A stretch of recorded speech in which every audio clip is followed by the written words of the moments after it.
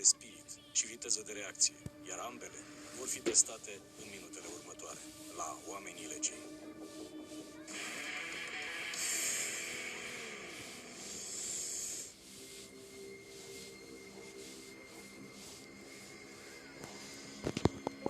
Poliția, ce urgență aveți? Liniștiți-vă și spuneți-mi cum vă numiți. Sunteți rănită? Vă rog, o să rămân cu dumneavoastră în telefon. Am nevoie să mă ajutați și să-mi dați mai multe detalii. Vă amintiți numărul de matriculare al mașinii în care vă aflați? Cum îl cheamă pe cel care v-a închis acolo? Cu ce v-a legat? Vă puteți mișca? Ați fost amenințată? A spus unde urmează să vă ducă? Observați ceva suspect în portbagaj? Nu închideți, rămâneți în telefon cu mine. Încercați, vă rog, să vă liniștiți. O să vă trimit un link pe care vă rog să-l accesați imediat. Este un link de localizare. Vă rog să vă liniștiți și să accesați linkul de localizare acum. Așa o să vă putem urmări în trafic în timp real. Am rugămintea să vă păstrați calmul. O să ajungă un echipaj în cel mai scurt timp posibil la dumneavoastră. Ok, rămâneți în telefon, vă rog.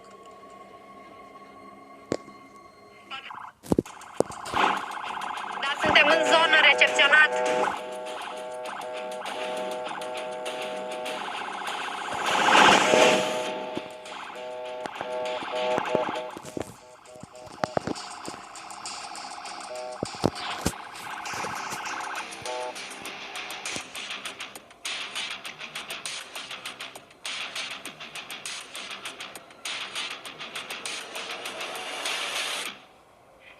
Pe strada Crizantemelor în acest moment. V-am recepționat.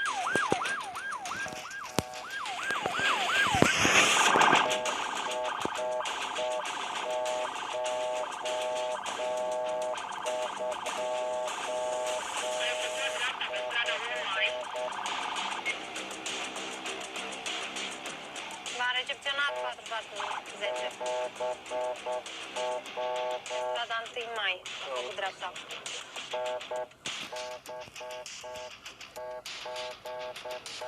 Avem mașina pe dirijorului în acest moment. V-am recepționat, suntem aproape de zona indicată. 4413 strada Fierarului, bărbatul staționează. V-am recepționat 4410.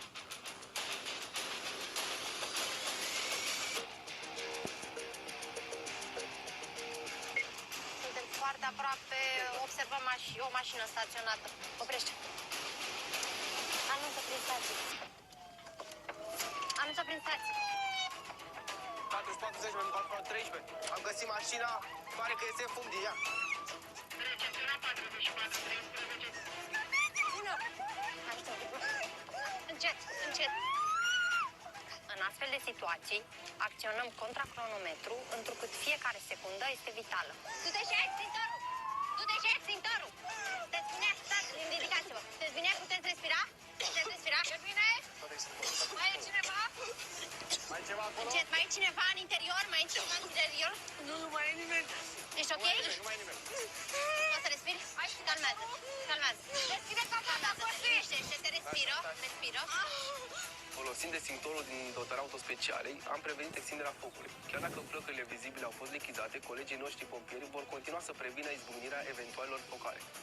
4410, am ajuns la locație, nu e nicio persoană de sex bărbătesc, avem victima, am scos-o din portbagajul mașinii. O să plecăm în urmărirea bărbatului imediat, avem nevoie de pompieri și ambulanță, urgent. Recepționat 4411, urgentăm pompierii și ambulanța. Încearcă să te calmezi. Să te calmezi, da? Suntem aici, o să vină și ambulanța altfel. Poți să-mi spui?